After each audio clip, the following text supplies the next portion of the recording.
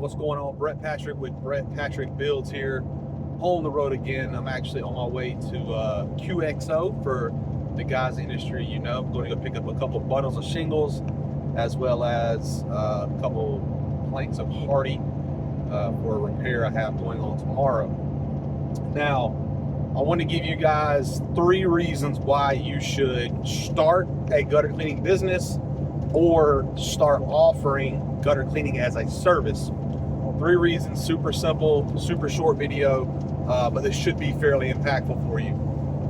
So just to give you guys some insight, if it's the first time you're watching, my name is Brett Patrick. I'm the owner of Happy Days Roofing and Construction. I have owned 2 other gutter cleaning businesses in the past. I recently acquired my second one, which I sold away a few years ago. So kind of back in the fold on that, right? So all this hits home, and I have a lot of experience. I've probably sold over $500,000 in gutter cleaning over the 3 separate businesses over time. So the 3 reasons are this. First one, it's a low barrier to entry. If you're thinking about starting a gutter cleaning business, you don't need a great deal of money at all to start offering. You don't need a licensing. You don't need some special trade school. You don't need to be a journeyman. You don't need to have a $50,000, $60,000, $70,000, $80,000 truck. You need solid transportation and a ladder. That's really all you need. Like, obviously, having a nice pair of gloves and a blower, maybe a water hose with a jet tip on it's going to make things a little more convenient for you. And I do recommend getting them as you do more of them. But in the beginning, you need a ladder, a way to transport that ladder around, and a will to get after it, right?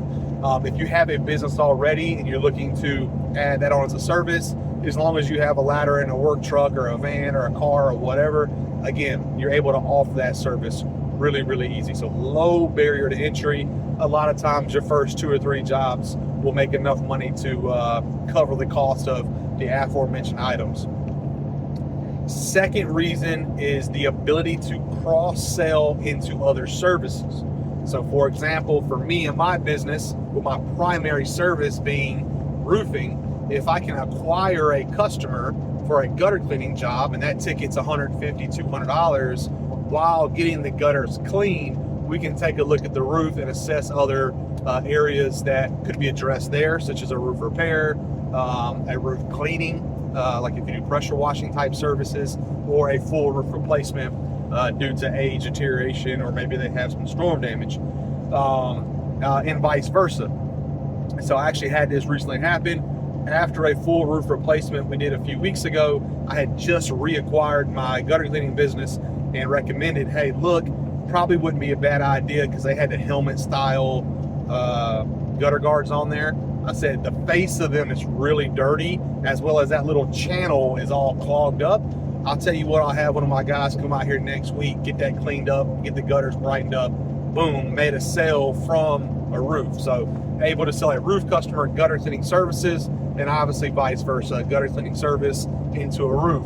That could easily be gutter cleaning to gutter guards, gutter cleaning to pressure washing to gutter cleaning, window cleaning to gutter. You get it, right? You can kind of go super circular, and they all cross-reference. So if you're in the trades to some degree, it's a great entry point that you could then sell to another service to, or if you're already doing this line of work, it's an easy sell to add an addition to.